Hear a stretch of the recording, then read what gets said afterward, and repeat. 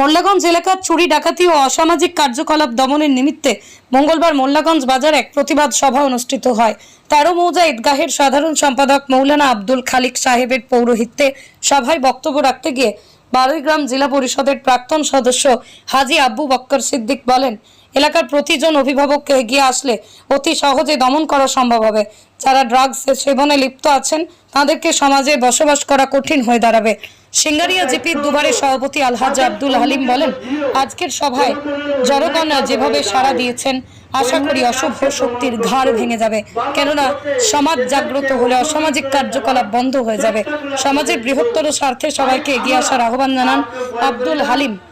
শিক্ষাবিদ শামসুল হক কড়া সুরে বলেন, এলাকায় সমাজদ্রোহী মানুষ বৃদ্ধি পাচ্ছে। এলাকার শুভ সমাজ হিসেবে গড়ে তুলতে সবার সহযোগিতার আহ্বান জানান শামসুল হক।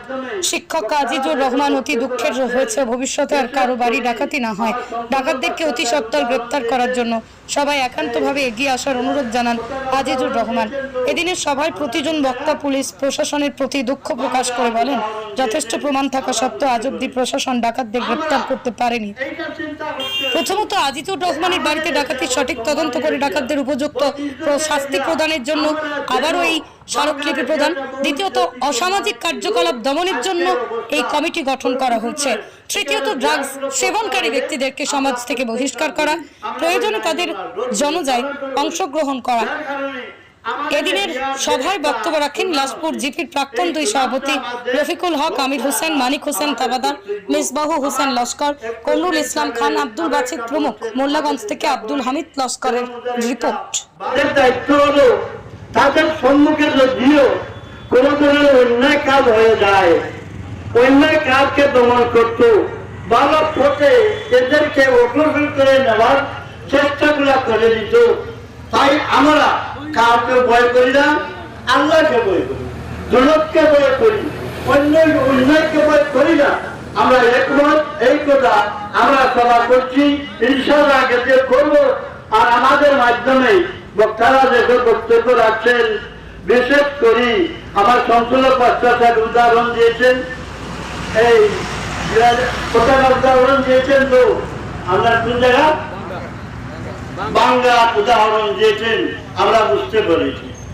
আমরা এইটা চিন্তা করতে হইব যে আমাদের এরিয়া বহুত সম্মানের এরিয়া, বহুত ইজ্জতের এরিয়া। আমরা যেন বাংলার এরিয়াটা বহু ইজ্জতি সম্মানিত ছিল। আজকের অবস্থা কোন কুটুমের এখানে বিয়ার কোনো প্রস্তাব আইলে আমরা প্রত্যেক কাজ করি, আমরা করি নাই না ডোর করি, দালান ডোর করি।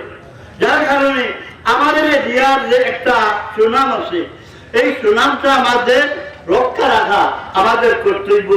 আমার এক প্রেসিডেন্ট সাহেব আরো একটা বলছেন, আমাদের ঈদগাহ করেনি 13 মৌজার একটা বাঁধ আছে, আমাদের একটা ঐতিহ্য আছে, এইটা যেন আমাদের প্রত্যেকের দায়িত্ব কর্তব্য, এইটা আমরা যাতে রক্ষা রাখতে পারি।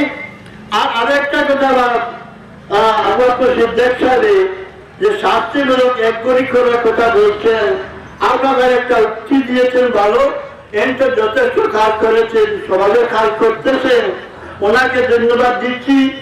আর এই কথার প্রতি আমার একটু কোনো আমি সিদ্ধান্ত নিতে পারি নাই যে আজকে দিনে আমাদের দায়িত্ব কর্তব্য আমরা একে বুঝাইতাম, এরা আমার মানুষ, এরা আমার মানুষ, এরা মরলে তার জন্য আমার করতে হবে, বিপদে বললে তাকে উদ্ধার করতে হবে।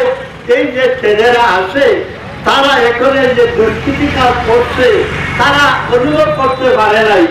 আমার দায়িত্ব, আমি এদেরকে অনুভব করানো ছিল, তো আমি করাইতে পারি নাই, এটা আমারই ত্রুটি। তাই আমরা যে সারা দলবল একমত হয়ে এদেরকে